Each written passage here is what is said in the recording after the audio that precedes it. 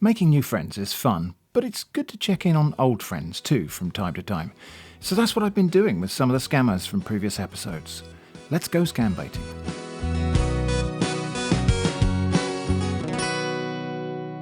We'll begin with the scammer from the previous episode, who was supposedly an FBI agent trying to get me my compensation fund, and all he really wanted was $700 worth of iTunes gift cards because something fee. At the end of that session he told me to F off, which sounds pretty final, but is it? I left it a couple of weeks and asked, "Is this offer still open?" Scammer David replied, "If you're not ready to send the $100 gift card, then forget about this transaction." Because he was supposedly going to pay $600 of the fee himself, leaving only $100 for me to pay. I responded, "Is there someone else I can speak to about this? I feel like you've been unhelpful in general, and I would like to discuss this with a different agent." Yes, I suppose I did kind of ask to speak to the manager there. Anyway, the scammer wrote back with an email address for Mr. Fred Ugiabe, who is supposedly the operations manager for DHL, but for some weird reason uses Gmail at work. "Contact them. They are the DHL company to deliver your package to you." "Okay," I said. "I have emailed Fred." That part was a lie. I didn't email Fred at all because I suspect there is no Fred, and that this email address is just another one used by the same scammer. "Okay, good luck," replied scammer David Jackson, FBI agent. I asked, "Do you think he'll be able to help with the 100? The scammer replied, "I don't know." I don't know if the scammer meant "I don't know" or "I don't, know." I said. He hasn't replied. Immediately, David Jackson replied, "You did not contact them." How could he possibly know that if Fred is a different person working for DHL somewhere else? I said, "I think I did. They just confirmed to me that you didn't send them any messages," argued the scammer. I counter-argued, "Well, I did send it, so maybe he just had trouble receiving it. Definitely not my problem. He should look harder." No response, so the next day I asked, "Did they confirm anything different today?" "Contact him," instructed the scammer. I said, "I already did that, so..." And there was no further response, at least not yet. I feel like we're not finished with this one though, so I will keep in touch. Next, I thought it's been a while since I got in touch with McAllister. If you don't remember which scammer that was, all will become apparent in just a moment. I wrote, "Hi." "What is going on?" asked McAllister. "I was just wondering if there's any news," I said. The scammer replied, "You're the one keeping your inheritance funds here." Which is interesting, but not what I wanted to know. I wanted to know if there's any news about Davis Bond. "He is dead, I told you," said McAllister. "Again?" I asked, quite astonished. "Or is it the same as before? When did this happen again?" The scammer said, "Please, I told you he's dead. If you're ready to receive your inheritance funds, text me. If not, please stop texting me. Please stop texting me." I only wanted to know about Davis Bond, I said. "Why will you not answer?" I asked. "Hi." "Okay," replied McAllister. "What is okay?" I asked. "Is Davis Bond okay?" But again the scammer went quiet, even though I tried to keep the conversation alive. I'll leave it a little while for my messages to fall out of visibility in his no doubt busy mailbox, then I can resume my inquiries. So it was nice to catch up like that, but I also made some new friends. Let me tell you about some of those. I received this interesting email from James G Farad. At least I think that's his name. It might not be his name. I'm not sure, but let's leave that for now. James wrote, "Attention please. Greetings Intelligence Agency.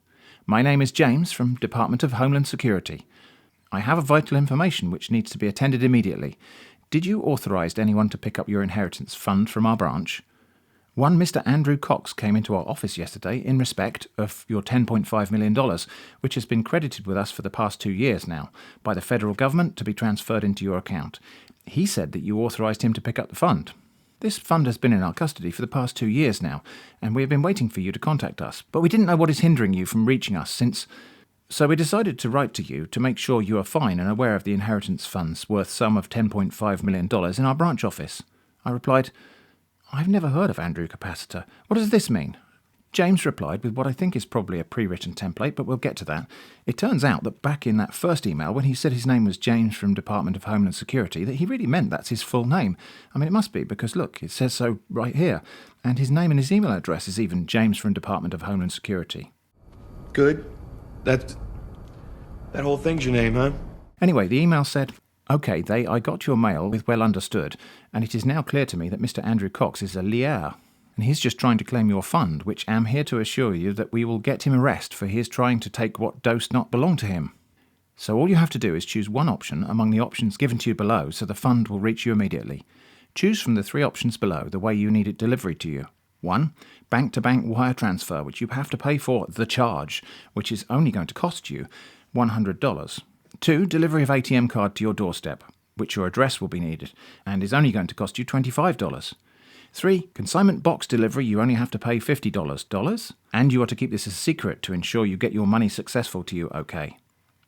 I asked, who is Andrew Cox? James from Department of Homeland Security replied, listen to me, did you authorise anyone to pick up your funds from our branch office? Because one Mr. Andrew Cox came into our branch office and report that you are authorised him to pick up your package. So that you do that, yes or no? Who? I asked. But James from Department of Homeland Security just repeated one of the earlier emails. Who is Andrew Cox? I repeated. But James from Department of Homeland Security said, so all you have to do is choose one option among the options given to you below, so the fund will reach you immediately okay. Not helpful. I responded, all you have to do is tell me who is Andrew Cox. Also, can you deduct a fee from the fund? Then it doesn't really matter which option. Nothing much happened for a couple of days. Then James from Homeland Security wrote, Greetings, Intelligence Agency. My name is James from Department of Homeland Security. I have a vital information which needs to be attended immediately. Did you authorise anyone to pick up your inheritance fund? Wait a minute. Does this mean that you forgot that Andrew Cox is a liar? I said, you already told me this, or are you saying that he came in again? But that appears to be the end of this part of the conversation. Who knows what might happen in the future, however, I'll keep in touch. But it's not all bad news, because it turns out I won the CocaCola email lottery, which of course was a huge surprise to me, mostly because there isn't a Coca-Cola email lottery. Anyway, for some reason there was this weird header stating, message came from outside the Houston Police Department mail system. Not sure why they felt the need to point that out. Most emails come from outside the Houston Police Department mail system. Emails not originating from the Houston Police Department mail system is like the default for emails, really. The email went on, congratulations, your email address has won the sum of $12,750,000 US. The Coca-Cola Lottery conducted through random electronic ballot system drawn from email addresses from different companies in the world. Your winning secret code is 344521. Send below details. You know the kind of details you should never share with a stranger on the internet. And your winning secret code 344521 to your appointed claims agent, Dr. Tobias Adrian, at this email address for claims and payment now. In case that winning secret code thing sounds familiar, it is. We've seen this email template before from a different scammer. These things get copied around quite a bit. Okay, I replied, but to be honest, I'm more of a Pepsi sort of guy. I know this sounds weird, but is there a Pepsi version? No response, so I said, hi. We'll see what happens next after this short break to answer one of your frequently asked questions. This time, it's a revisit of a very recently answered question, and it's most often not posed as a question, but as a statement. You're just talking to a bot, bro. So, here's what I think is going on. AI chatbots are a trending topic, and we're seeing them get integrated into everything. Search engines, smartphones, whatever. And so it becomes natural to assume that whenever you see electronic conversation, that it's an AI chatbot. Sort of like the way text-to-speech is so very common these days that it's become natural for people to assume, then tell me that I'm using it in my videos. I don't. And I do not dispute that scammers do seem to be using things like ChatGPT to fill in some blanks.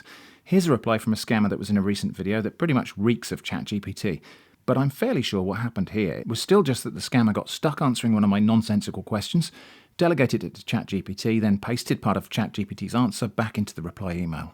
There are 4 main reasons why I believe that full integration of scam replies still hasn't taken over the scambaiting domain in which I operate.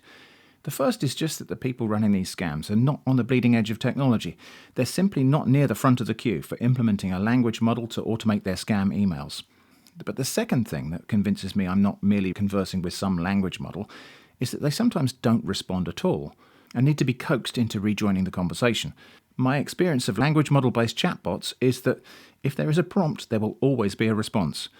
Take a look at this conversation I had with ChatGPT that's been scrolling past as I speak. I just couldn't really get it to stop responding to me, no matter what I tried. The scammers I converse with via email frequently stop responding for a period of time in the middle of the conversation. I mean, maybe a language model can be made to do that, either on purpose or accidentally, but hoof beats horses. I'm fairly sure most of the time the replies I'm getting are written by, or at least organised by, a human. The third thing is that I've never managed to completely break the response from the scammer in the way that it's easy to break the output of a language model. And specifically, the way that you can break language models is by conversing in a similarly nonsensical way as I often do with scammers. Here's an example of that. I asked ChatGPT to reply, but with the words in reverse order. It tried to comply, and it just broke. The fourth, and for now final thing, is that people comment the observation about how I'm talking to an LLM on videos containing scambaiting from long before LLMs existed. You're kind of seeing what you want to see. Now, that's not to say that scammers always put much effort into their replies. Generally they don't, and often they just paste in bits of templated wording. But even when it's an obvious template, I don't think it's always or even often an autoresponder, because there are frequently mistakes or other tells in the way that they've pasted in the template reply or parts of it. Maybe a day will come when the advance fee email scammers catch up and I will just be talking to a bot, bro. But I don't see it happening right today or tomorrow. Anyway, back to the scam baiting. I had won the non-existent CocaCola Lottery, but expressed a personal preference for Pepsi. I received the second template in the scam, which says, "Dear Guaranteed Award winner, we are pleased to inform you that our prize award notification payment of $12.75 million has been received by this management to transfer the sum of $12.5 million to you with immediate effect. However, I want you to know that this management are working on to set up a non-resident online bank account on your behalf. Were your award-winning fund $12.5 million will be deposited for immediate online bank transfer to your own personal account. Contact us as soon as possible for your online account details and remember to send your WhatsApp phone number for fast communication. Thank you and remain blessed. Chief Dr. Tobias Adrian." Nice, but there is a problem. I don't know if you read my earlier reply, but as I said, I don't really like Coca-Cola. I would prefer to get the prize from Pepsi if that's possible. "Okay," said the scammer. "Your payment will be approved under Pepsi instead CocaCola." Wow. Wowie-o. How did that work out, by the way? Have I won both? Can I claim both prizes? No reply, and as yet that remains the case with this scammer, but I will keep trying because I really need that Coca-Cola email lottery prize that doesn't exist. Next, Paul Watson wrote to me saying, "Good day, kindly excuse my invasion of your privacy. I seek a confidentiality partner to facilitate and provide guidance for investment funds in your country," my unspecified country. "I run a private consultancy and currently have access to a high net worth individual who, due to instability and uncertainty in his country, is interested in a confidential collaboration that can facilitate relocation of his financial resources through investments in real estate, oil and gas and other areas of business overseas. If interested, please contact me on this email for more details. Thank you, Mr. Paul Watson." I replied, "I'm not sure I'll be able to help you but please do continue." Paul Watson explained the plan. "Thanks for your candid email, and I wish to inform you accordingly. My client, who is the investor, is interested in a very profitable investment venture, e.g. oil and gas, real estate, industrial productions, or any other business. The amount available for investment is over $100 million, and the tenure of the investment is 6 years and can be renewed. If you agree, the investment will be managed by you in your country, and the investor will be getting returns of 30% profit after tax and expenses. The investor holds a political appointment in his country and as a result may request that a non-disclosure agreement be signed, or that his person be kept discreet, at least for now. I have worked with him before in a similar project and it was successfully carried out.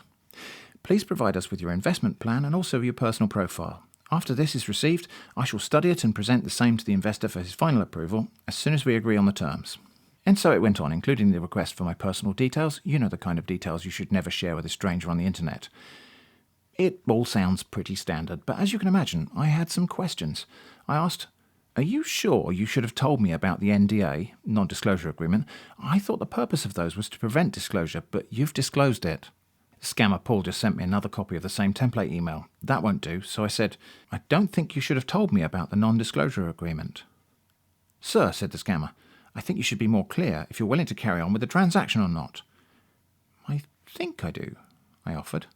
Paul sent yet another copy of that templated email. I replied, "Please stop telling me about the non-disclosure agreement. I can't believe you did this."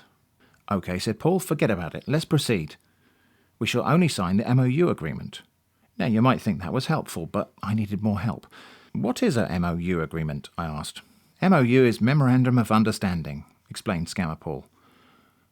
"Okay," I said, "but I don't understand, so we need to solve that problem first." "Which problem?" asked the scammer, trying to keep up. I explained in the form of a question.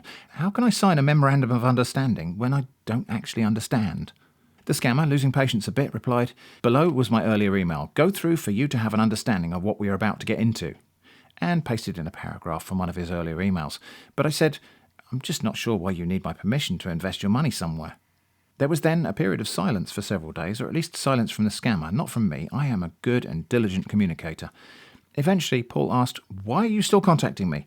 I thought you were not interested in working with me on this project." I replied, "I never said I wasn't interested. I don't think I said that anyway. When did I say that?" Scammer Paul wrote, now apparently in his own words, not from a pasted template, "If you're interested in this transaction, the best thing to do is go back to our email correspondence for you to have a better understanding of the process and the reason why I contacted you. This is not the time for a back and forth exchange of emails." I observed, "I don't really understand how we can have a conversation at all unless the emails flow in both directions. What alternative did you have in mind?" With frustration now apparent, Scammer Paul said, "Please go back to all the emails I've sent you for better understanding. This is about conversation, but business, and I don't have to send back and forth email if we're discussing business. If I receive any email from you and do say anything about the transaction we've discussed previously, I will not respond because it means you're not ready." "Okay," I promised. "I will try to avoid repeating the things I've said before, and also I'll try to avoid repeating the things I've already said." "What is it that you'd like me to say instead?" No reply, so I asked for one. Scammer Paul sent that template email again. I said with just a little hint of righteous indignation, "You already told me all that. If you're going to demand that I should not repeat myself, then you must afford me the same courtesy. I await your response." Paul replied, "Let me know if you handled the transaction on behalf of my client so we can move forward." I asked, "Can you tell me what you're looking for in terms of the investment plan document?" Paul wrote, "This is why I stated previously that you should go back to our previous emails so you understand my purpose of contacting you." I thought I'd try something else. "Okay, I do have a couple of questions about this, which I trust you will answer in full, in your own words. Firstly, this sounds like it might be a little bit fraudulent. Is that so? How much so, expressed as a percentage? Secondly, and lastly for now, what did you mean by modalities? I'm not sure we have those where I live." Scammer Paul replied, "This is not a fraudulent transaction. The only thing about it is that the investor and owner of the funds is not allowed by the laws of his country to get involved in private business as long as he's still in civil service. Hence, he needs someone who can act on his behalf to invest and manage the funds for him." That does sound kind of fraudulent. "Every detail about sharing percentage will be outlined in the MOU. Modality simply means process or method, being that the funds are warehoused in a special account called Nostro Vostro account. We shall be contacting the service of a financial attorney to work out the best possible way to have the funds transferred to you in a seamless manner to avoid any breach of law and order." I said, "I've never heard of this Nostro Vostro thing, or modalities. Maybe you should choose someone else to do it for you." I have actually heard of the terms Nostro and Vostro in the banking context, but I don't always tell scammers the truth. This scammer just replied, "Thanks for your time." I asked, "So what happens next?" But it looks like that was the end of that conversation, at least for now. Although, of course, I will keep in touch from time to time. I hope this was a bit of fun. Thanks for watching, stay safe from scams, and I hope to see you again soon.